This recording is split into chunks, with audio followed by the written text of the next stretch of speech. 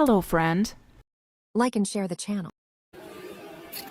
Simple present tense આજે આપણે શીખવાના છીએ. Let's start. Wow. Example, I learn English daily. ઉપરના વાક્યમાં શીખવું એટલે કે ટુ લર્ન ક્રિયાપદ છે અથવા વર્બ પણ કહી શકાય. જો કર્તાની જગ્યાએ આઈ, વી, યુ, તે કે પછી પ્લુરલ હોય તો ક્રિયાપદમાંથી ટુ દૂર કરી સીધું મૂળ રૂપ જ વપરાય છે.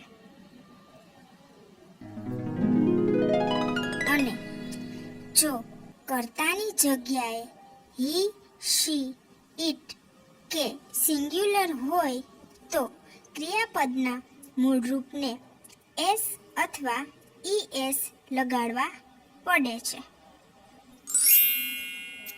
આઈ લર્ન ઇંગ્લિશ ડેઈલી, જેમાં આઈ છે એ સબ્જેક્ટ છે અને લર્ન છે એ વર્બ છે. દરેક કાર્ડને ઓળખવા માટે એના અમુક કીવર્ડ્સ હોય છે. તો સિમ્પલ પ્રેઝન્ટ ટેન્સમાં પણ તેને ઓળખવા માટે એવા શબ્દો આપેલા હોય છે જેને જોઈને આપણે કાર્ડને ઓળખી શકીએ છીએ. જેમાં કીવર્ડ્સમાં આવે છે always, daily, everyday, sometimes, many times, seldom, hardly એટલે કે ભાગ્યે જ, generally, usually, regularly, often, ever એટલે કે જે પ્રશ્નાર્થમાં વપરાય છે અને નેવર જે નકારમાં, અને એવરી પ્લસ ડે, મંડે, વીક, મંથ, યર એટસેટ. આ કાર્ડના આપણે યુસેજીસ જોઈ લેશું. Wow. આપણે કોઈ એક્ટિવિટી ડેઈલી કે વારંવાર કરીએ છીએ એવું બતાવવા સિમ્પલ પ્રેઝન્ટ ટેન્સ વપરાય છે. આપણી કોઈ હેબિટ અથવા હોબી આ કાર્ડ દ્વારા વ્યક્ત કરાય છે. સનાતન સત્ય, વિજ્ઞાન, ભૂગોળ, ગણિત વગેરેના નિયમો સાદા વર્તમાન કાળમાં રજૂ કરાય છે. કહેવત કે રૂઢિપ્રયોગનો પણ આમાં જ ઉપયોગ થાય છે. જે વ્યક્તિનું જે કાર્ય હોય તે હંમેશા સાદા વર્તમાન કાળમાં વ્યક્ત થાય છે. Yes. Example, teacher teaches, driver drives. નજીકના ભવિષ્યની નક્કી થયેલી કોઈ ક્રિયા પણ સિમ્પલ પ્રેઝન્ટ ટેન્સમાં બોલાય છે. Our new batch starts ટુમારો. હા, અને ચાલુ ક્રિયા હોય પરંતુ હિયર કે ધેર જેવા શબ્દોથી વાક્ય ચાલુ થતું હોય ત્યારે પણ સિમ્પલ પ્રેઝન્ટ ટેન્સ વપરાય છે. સિમ્પલ પ્રેઝન્ટ ટેન્સમાં એમ, ઇઝ, આર વપરાતા નથી.